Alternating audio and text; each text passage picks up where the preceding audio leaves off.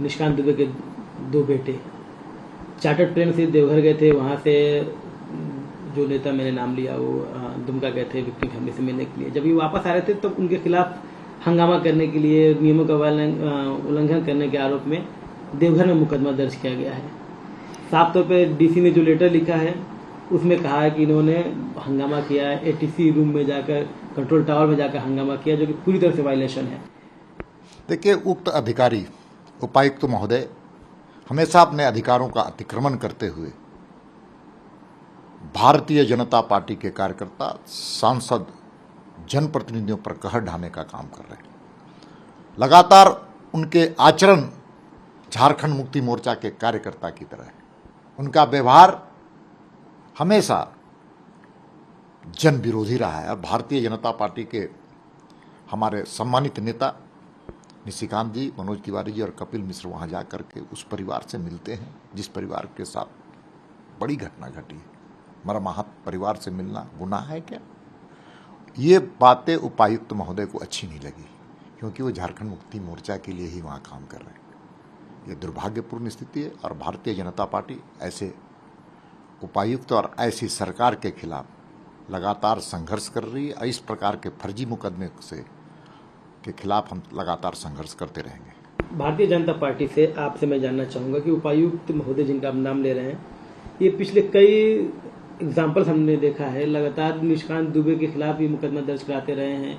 जब रोपवे हादसा हुआ था उस वक्त निशिकांत दुबे वहाँ पर ग्राउंड पर थे, तब भी उनसे उनकी झड़प हुई थी। और ऐसे कई मामले हैं जिस पर वो निशिकांत दुबे के अगेंस्ट रहते हैं। ऐसा क्यों है? नहीं, लगातार भारतीय जनता पार्टी के कार्यकर्ताओं पर कहर ढा रहे हैं। कई फर्जी मुकदमों का मेरे पास उदाहरण है और वो उपायुक्त महोदय निशिकांत जी, उनके परिवार पर कई फर्जी मुकदमे करने के आरोपित भी हो चुके हैं चुनाव आयोग के द्वारा।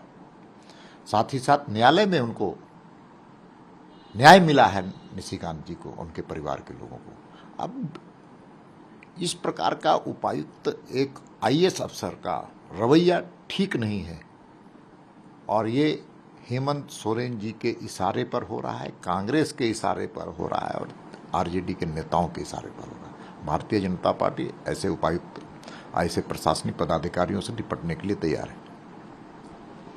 क्या ये उपायुक्त ये नहीं जानते कि सरकारें चेंज होती हैं? देखिए, सत्ता आती और सत्ता जाती है। ये जिस पद पर बैठे हुए हैं, जिस पद के लिए चुने गए हैं, जिस पद के लिए नौकरी में आए हैं, उनकी एक जिम्मेवारी है, सर्विस कोड है, रूल ऑफ एक्जीक्यूटिव बिजनेस है। उसके तहत काम नहीं करते हुए मैंने स्वयं देखा है कि वहाँ पर किस प्रकार से वह झारखंड मुक्ति मोर्चा के नेताओं को अपने घर में बुला करके, अपने कार्यालय में बुला करके योजना बनाते हैं। अब झारखंड की राजनीति पर आते हैं, जो तमाम स्थिति बनी हुई है, अनसर्टेनिटी बनी हुई है, क्राइसिस चल रही है। इस बीच में स्पेशल सेशन बुलाया गया है 5 सितंबर को। बताया जा रहा है कि इस सेशन में कॉन्फिडेंस मोशन लाया जाएगा मुख्यमंत्री को लेकर। इस पर आप क्या प्रतिक्रिया देंगे? कैसे भारतीय जनता पार्टी सेशन के चलते हुए हाउस के अंदर इस पर काउंटर करने का रणनीति बना रही है? देखिए, राज्य की हालत अच्छी नहीं है।